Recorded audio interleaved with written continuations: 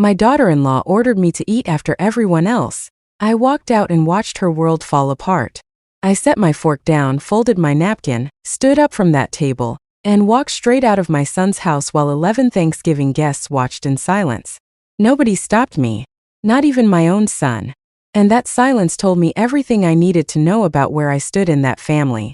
My name is Margaret, I'm 74 years old, and what happened after I walked out that door changed everything. Not just for me, but for the woman who thought she could treat me like hired help in my own son's home. If you've ever been made to feel small in a place that was supposed to be family, stay with me, because this story is for you.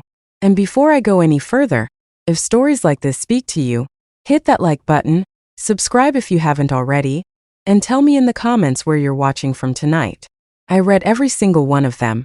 And honestly, hearing from you all over the world is one of the best parts of my week. Now let me tell you how it all happened. I raised my son alone. His father left when the boy was 6, and I worked 2 jobs, days at a laundry service, nights cleaning offices downtown, just to keep food on the table and a roof that didn't leak. I never remarried, never really had the time or the energy for it. Every dollar I earned went into that boy's shoes, his school supplies, his college fund that took me 18 years to build up dollar by dollar. I'm not telling you this to brag. I'm telling you because it matters for what comes next. My son grew up, got a good job in finance, and eventually married a woman I'll call by her role in this story rather than her name because frankly, after everything, I don't feel like giving her the dignity of being remembered by name in my own story. I'll just call her the wife. She came from money. Her family had a lake house and a country club membership and all the things I never had growing up. When they got married, I was happy for my son. I told myself the difference in how we grew up didn't matter. Love was love, and if she made him happy, that was enough for me. For the first couple of years, things were civil. Not warm, but civil. She'd nod at me at holidays. I'd bring a dish, usually my scalloped potatoes, which my son had loved since he was a boy. She never touched them.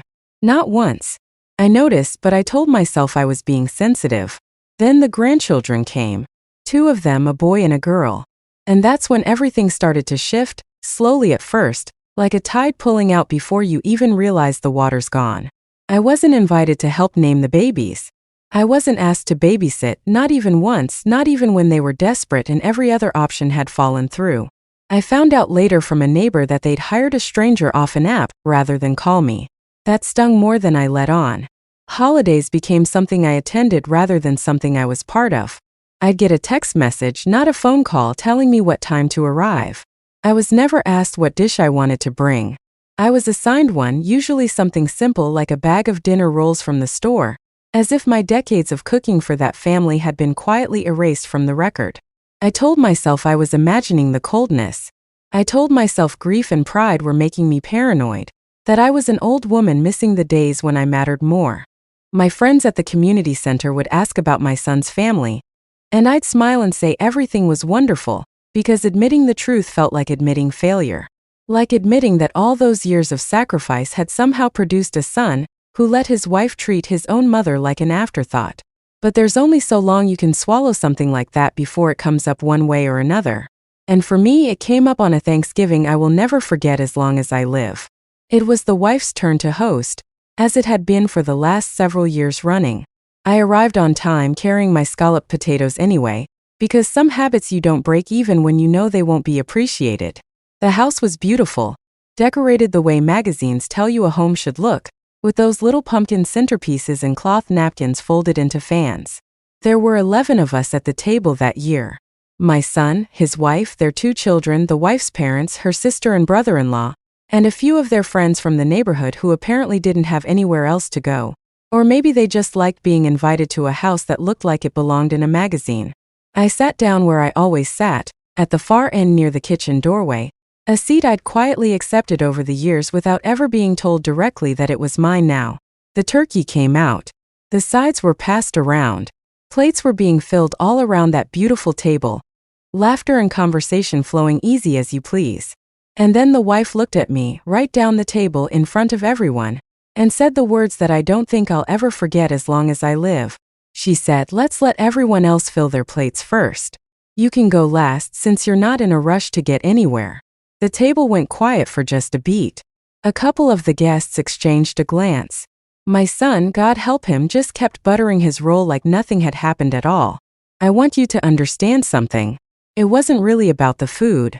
I've gone without plenty of times in my life and never complained. It was the "since you're not in a rush to get anywhere" part. It was the casual cruelty of it, said with a smile like she was doing me a favor by pointing out that my time, my dignity, my place at that table meant less than everyone else's. I sat there for a moment with my hands folded in my lap. I looked at my son, waiting for him to say something, anything, to stand up for the woman who raised him alone with nothing but grit and 2 jobs and a prayer every night that things would get better. He didn't say a word. He wouldn't even meet my eyes. So I made a decision right then and there, quiet and calm, the same way I'd made every hard decision in my life. I stood up. I folded my napkin and set it beside my untouched plate. I said, "Thank you for having me," in a voice that didn't shake even a little, and I walked to the door, got my coat, and left. Nobody followed me out. Not one person got up from that table. I sat in my car in that driveway for a good 10 minutes before I could bring myself to turn the key. I wasn't crying, not exactly, though my eyes were wet. Mostly I was just sitting with a feeling I hadn't had in a long, long time. The feeling of finally refusing to make myself smaller for someone else's comfort. I drove home to my little house, the same one I'd bought outright after 22 years of scraping together every spare cent. And I made myself a cup of tea and sat at my own kitchen table. And for the first time that whole day, I ate a real meal at my own pace in my own home, treated like a human being because I was the one doing the treating. I didn't call my son that night. I didn't send an angry text. I just let the silence sit there, the same silence that table had given me. What happened next? Here's where the story turns, and I want you to pay close attention because this is the part people always ask me about in the comments. 3 days later, my son called me. He didn't apologize right away. He asked why I'd left so abruptly, as if I'd simply had a headache or forgotten an appointment. I told him plainly what had been said to me at that table, word for word, and I asked him why he hadn't defended me. There was a long silence on the line. And then he said something that told me exactly where things stood in that household. He said, "She didn't mean it that way, Mom. You're too sensitive about this stuff lately." That was the moment I understood the truth clearly, maybe for the first time. It wasn't just her. He had let it happen over and over for years because it was easier than standing up to her. My own son had chosen comfort in his marriage over standing up for his mother, and dressed it up as me being oversensitive. I told him calmly that I loved him, that I would always love him, but that I would not be attending family gatherings at that house anymore until I was treated with the basic respect any guest deserves, let alone his own mother. He got quiet. He didn't argue. He just said okay and we hung up. I want to be honest with you, I expected that to be the end of it. I expected months of silence, maybe longer. What I did not expect was what happened over the following weeks. It turns out I wasn't the only one who'd noticed how that wife treated people who weren't useful to her image. Her own sister, who'd been at that dinner, reached out to me privately about 2 weeks later. She told me she'd been uncomfortable the whole meal and had actually said something to the wife afterward, telling her that what she'd said to me was humiliating and unnecessary. According to her, the wife had brushed it off, saying I was dramatic and that she was just being efficient with the serving order. Efficient.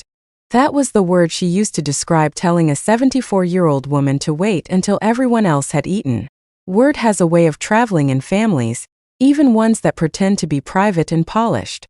Her own mother apparently heard about the comment and was embarrassed by it, especially since she herself had been served before me that day without a second thought. Meanwhile, I kept living my life. I didn't call, I didn't chase, I didn't beg for an apology. I went to my water aerobics classes on Tuesday and Thursday mornings. I had lunch with my old friend from the laundry service days, the two of us still close after all these decades. I planted bulbs in my garden for the spring. I let my absence speak for itself. About 5 weeks after that Thanksgiving, my son showed up at my door unannounced on a Sunday afternoon. He looked tired in a way I hadn't seen since he was in high school and struggling under the weight of trying to be the man of the house too young. He sat at my kitchen table, the same one I'd eaten my quiet dinner at the night I walked out, and he apologized. Really apologized, not the halfway kind. He told me that things at home had been tense since Thanksgiving, that my absence at Sunday dinners had made the children ask questions he didn't know how to answer, that his wife had grown irritable and defensive whenever the subject came up, and that it had started to strain things between them in ways he hadn't expected. He admitted finally that he'd been avoiding conflict with her for years by letting her dictate how the family was treated, including me, and that watching me simply stop showing up had forced him to see it clearly for the first time. I didn't gloat. I want you to know that. I wasn't sitting there feeling triumphant watching my son struggle. I love him. But I also finally let myself feel something I denied myself for years. The simple, quiet satisfaction of being taken seriously.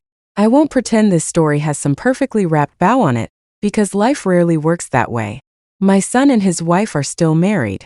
I still see my grandchildren, though now it's arranged directly through my son, and I'm treated as a guest of honor rather than an afterthought when I do visit.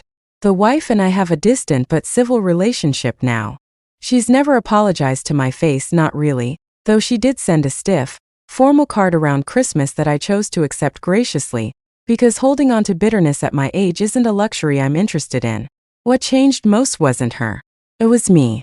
I learned at 74 years old that walking away from disrespect isn't dramatic. It isn't oversensitive. It's the most basic form of self-respect a person can practice, and it's never too late to start practicing it, no matter how many decades you've spent putting everyone else's comfort ahead of your own dignity. I think about all those years I smiled through small insults, all those holidays I quietly accepted being treated like an afterthought because I didn't want to make waves in my son's marriage. I gave that family so much of myself without ever asking for the bare minimum of respect in return. It took one sentence said carelessly across a Thanksgiving table to finally show me what I'd been allowing all along. If there's one thing I hope you take from my story tonight, it's this: your dignity does not have an expiration date, and it certainly doesn't diminish with age. You are allowed to stand up, fold your napkin, and walk out the door, even at 74 years old, even from your own son's table. Sometimes the most powerful thing you can do isn't to shout or argue. It's to simply remove yourself from a place that doesn't value you, and let the silence you leave behind do the talking for you. Thank you for sitting with me through this story tonight. If it meant something to you, please give it a like, subscribe for more stories like this one, and I'd truly love to know where in the world you're watching from tonight. Drop it in the comments below. Until next time, take care of yourselves, and never let anyone convince you that your dignity is negotiable.